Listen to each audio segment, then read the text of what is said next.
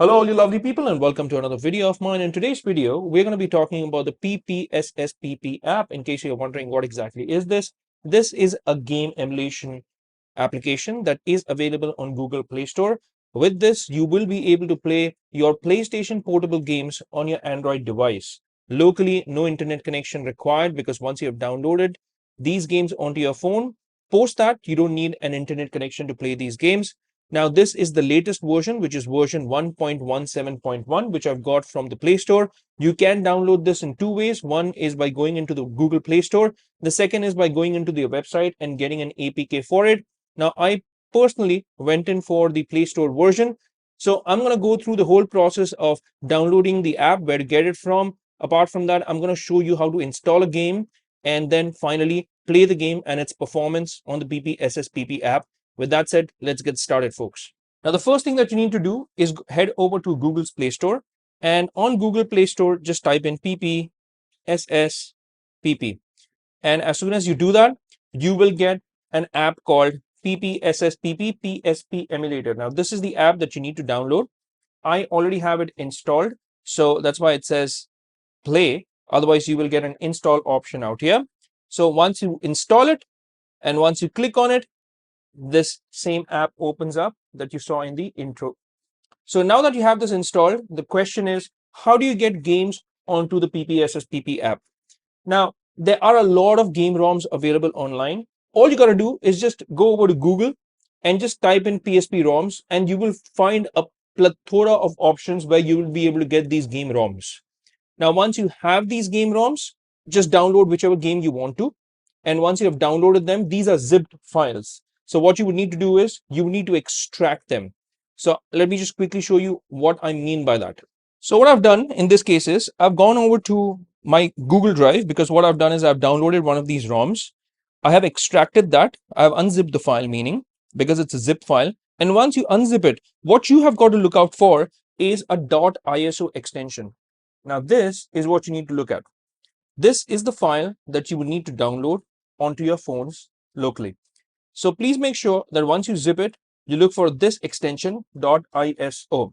So what I'm doing is I have uploaded this onto my Google Drive. So what I'm going to do now is I'm going to download it to my device locally. So let me show you what I'm going to do post downloading this, because we need to open this particular .iso file from my PPSSPP app.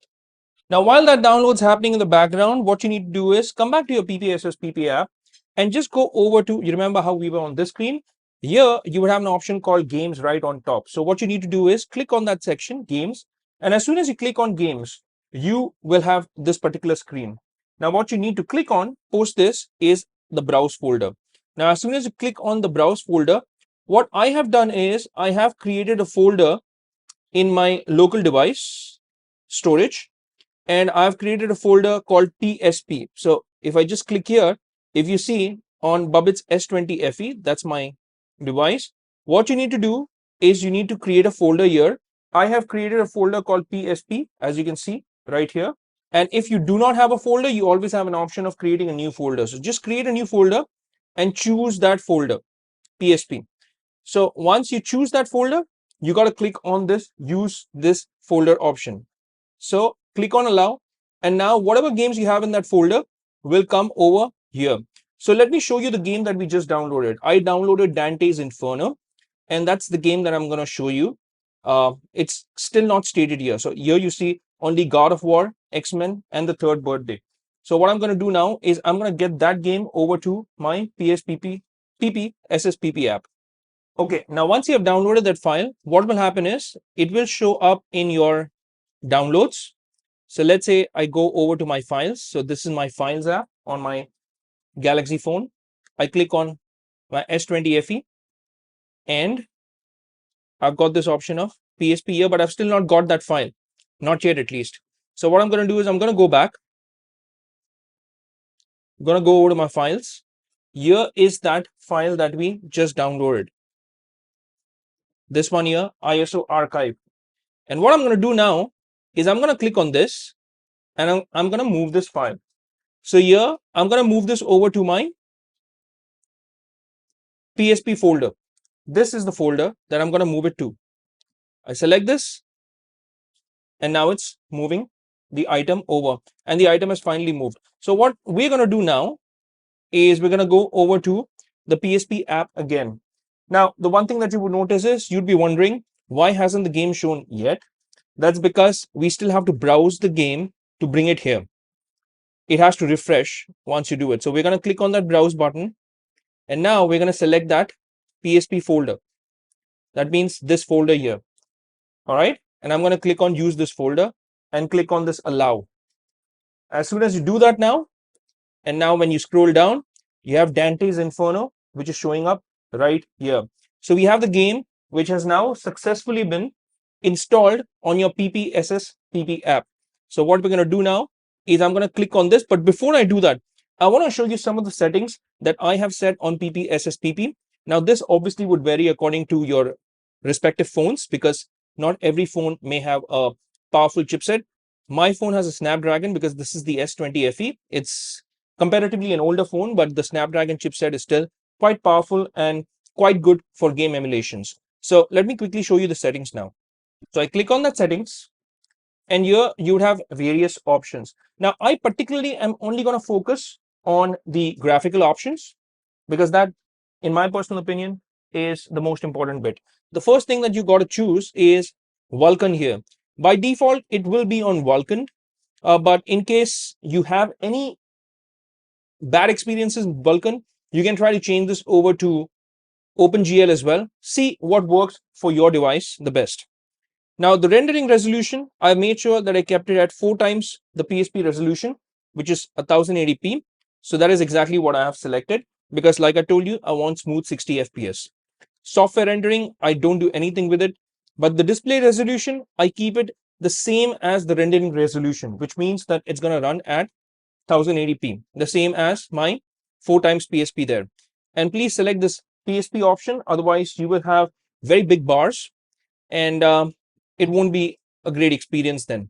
Now, apart from this, the only other thing that I actually change here is when you come right down, the texture filtering.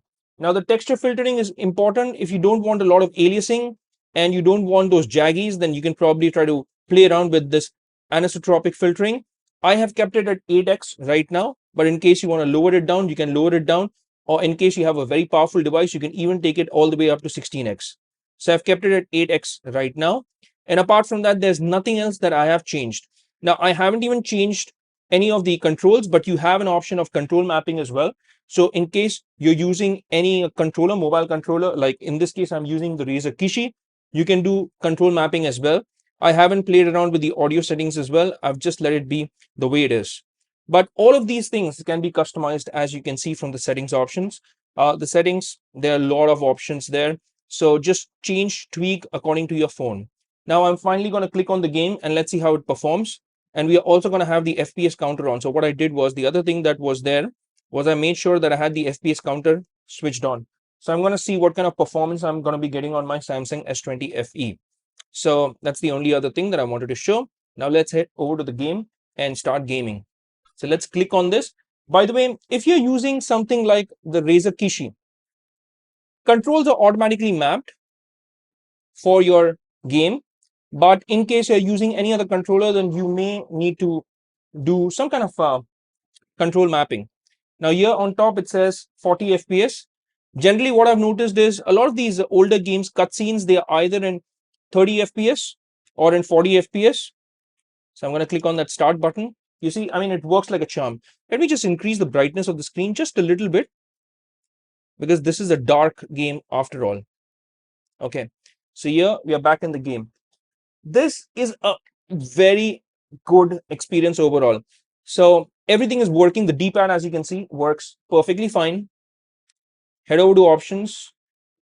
Okay, fine, fair enough. Let's start the game.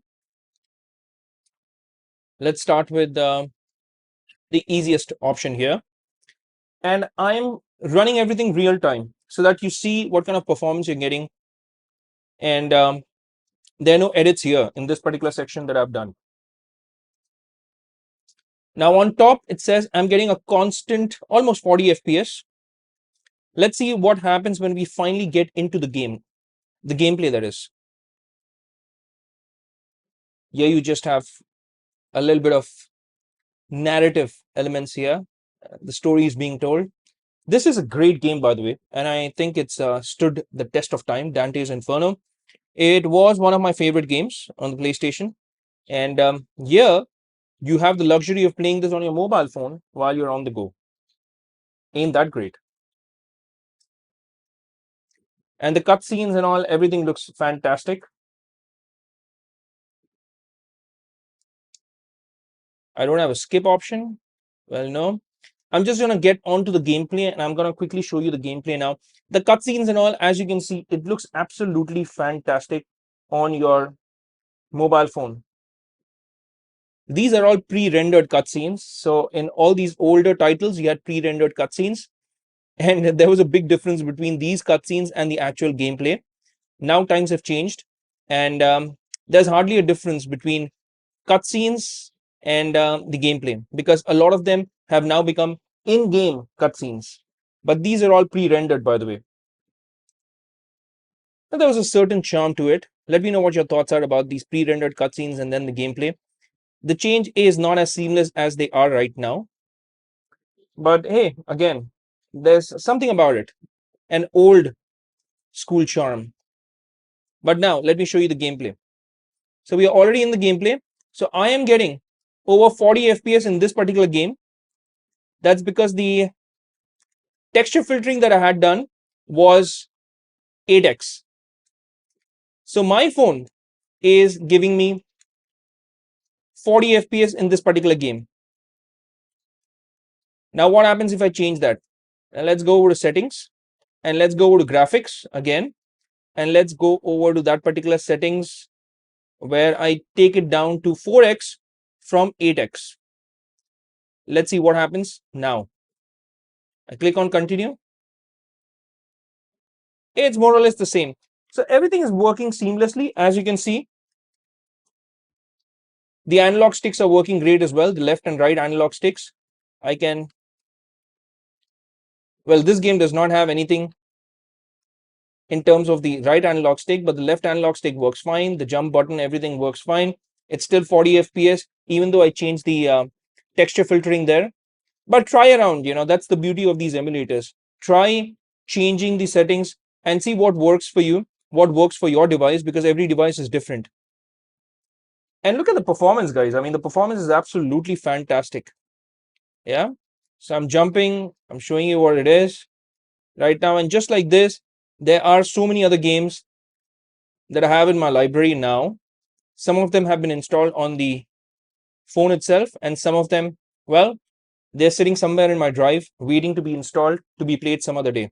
But hey, this is my take on the PPSSPP app, and hopefully this video has been informative and you have enjoyed this video.